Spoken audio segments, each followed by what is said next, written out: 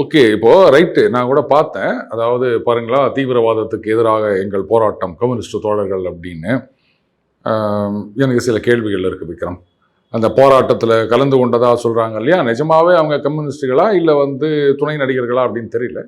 சரி, தோழர்கள் அப்படின்னே நம்ம வச்சுப்போம்.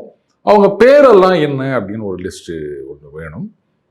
இல்லை, நான் அந்த தீவிரவாதிகள் மாதிரி கேட்கல பேர். அவங்க நிஜமாகவே காஷ்மீர்காரர்களா இல்லை வேற எங்கே ஏதாவது துணை நடிகர்கள் ஏஜென்ட் யாராவது ஏற்பாடு பண்ணாங்களா அப்படின்னு பார்க்கறதுக்காக கேட்குறேன். ஏன்னா இப்போ பேர் கேட்டாங்க அப்படின்னாலே குபீர்னு அடி வைத்த கலக்குது இல்லையா? அந்த காஷ்மீர் பகல்காம் சம்பவத்துக்கு பிறகு நான் அந்த அர்த்தத்தில் கேட்கல. அவங்க எந்த பகுதியை சார்ந்தவர்கள், ஒருவேளை துணை நடிகர்களா அப்படின்னு கன்ஃபார்ம் பண்ணிக்கிறதுக்காக கேட்குறேன். நம்பர் 1.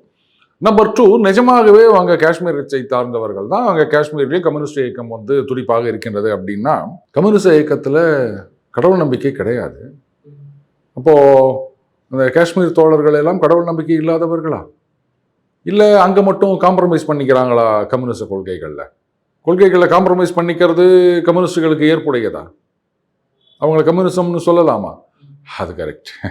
கொள்கையாவது காம்ப்ரமைஸ் ஆகுது, என்னங்க நீங்கள் பேசுகிறீங்க?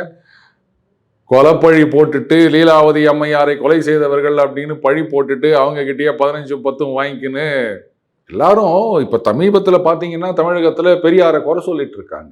நான் சொல்ல மாட்டேன். என்னை பொறுத்த வரைக்கும் பெரியார் தாங்க. என்ன அழகா சொன்னார், கம்யூனிஸ்ட் என்பவன் டெஃபினேஷன் கொடுத்தாரு பாருங்க.